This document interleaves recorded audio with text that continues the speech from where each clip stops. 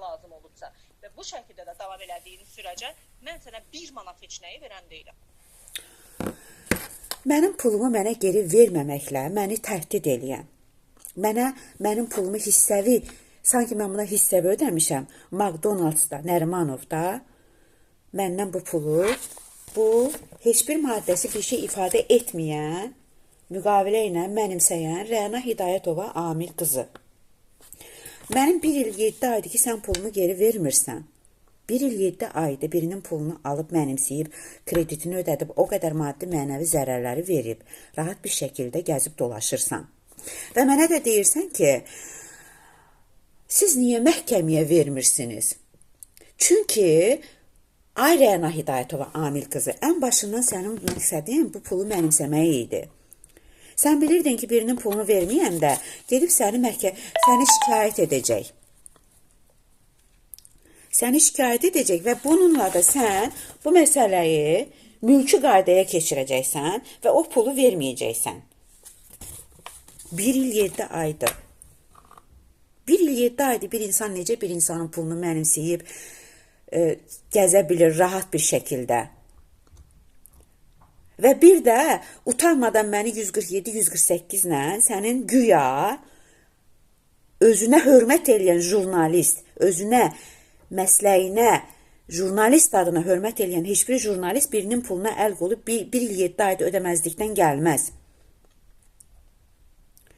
Ki, mən 147-148 ilə də bir də şikayət edirəm. Get yenə şikayət elə. Bax, səni mən yenə ictimailəşdirirəm. Ki, mən bundan heç bir zamanda vaz keçmədim.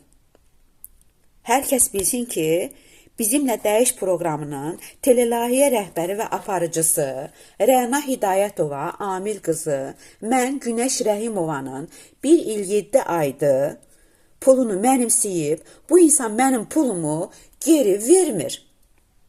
Geri verməməyində mücadiləsini aparır bu insan.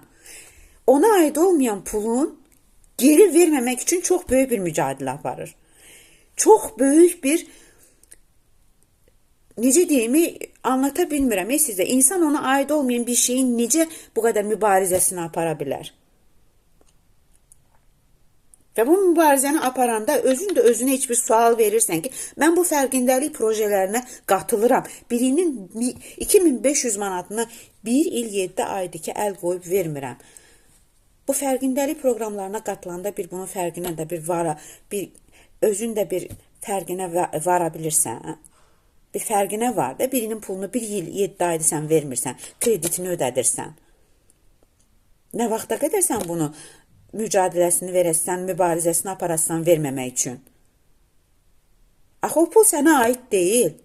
O pul sənin deyil. Sən sənə aid olmayan bir pulu necə cibinə qoyub gəzirsən 1 il 7 aydır? Və sonra da deyirsən ki, mən jurnalistəm, mən jurnalist haqqım tapdalanır. İnsanların səninlə heç bir işi yoxdur. Şəxsən mənim səninlə nə işim var ki? Sən mənim gətirib mənə vurduğun zərərlərlə birlikdə mənim pulumu ödədikdən sonra sən kimsən ki, mən səninlə belə sən haqqında bir video çəkəm, paylaşam. İnsanların səninlə işi yoxdur. İnan, heç kimsə də səni tanımır. Ki, mən də səni tanımıram. Amma mənim puluma bax, gör necə sahib çıxmısan və verməmək üçün bu qədər mübarizə aparırsan. Fərqinə var. O fərqindəlik projələrinə səni qatanlar da bunun fərqinə varsın. Ki, birinin puluna əl qoyub, cibinin puluna əl qoyub mənimsəyən bizimlə Dəyiş proqramının telelayihə rəhbəri və aparıcısı Rəna Hidayətova aldığın pulu geri ver. Mən səndən pulumu istəyirəm.